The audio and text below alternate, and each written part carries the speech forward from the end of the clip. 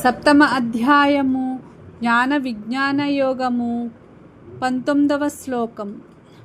బహూనాం జన్మనామంతే జ్ఞానవాన్ మాం ప్రపద్యతే వాసుదేవః సర్వమితి సమహాత్మా సుదుర్లభః. తెలుగు తాత్పర్యం: చాలా జన్మల తర్వాత జ్ఞాని వాసుదేవుడే అన్నీ అని గ్రహించి నన్ను ఆశ్రయిస్తాడు. అటువంటి మహాత్ముడు చాలా అరుదుగా లభిస్తాడు. హిందీ తాత్పర్యం: कई जन्मों के बाद ज्ञानी यह समझता है कि वासुदेव ही सब कुछ है और मेरी शरण में आता है. ऐसा महात्मा दुर्लभ है.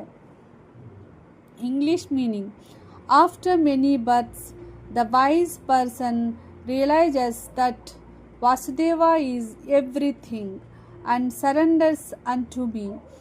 Such a great soul is very rare. సప్తమ అధ్యాయము జ్ఞాన విజ్ఞాన యోగము 20వ శ్లోకము. కామైస్తైస్థైర్హృతజ్ఞానాః ప్రపద్యంతేన్యదేవతాః తం తం నియమమాస్తాయ ప్రకృత్యా నియతాః స్వయా. తెలుగు తాత్పర్యం: వివిధ కోరికల వల్ల జ్ఞానం కోల్పోయిన వారు తమ స్వభావానికి అనుగుణంగా ఇతర దేవతలను ఆశ్రయిస్తారు.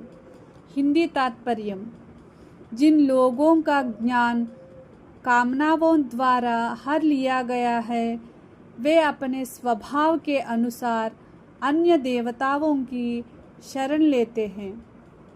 English meaning: those whose knowledge is carried away by desires surrender to other deities, following various rules according to their own nature.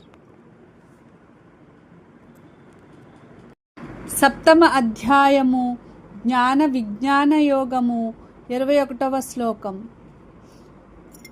యో యో యాం యాం తనుం భక్తః శ్రద్ధయార్చితుమిచ్చతి తస్య తస్యాచలాం శ్రద్ధాం తామేవ విదధామ్యహం.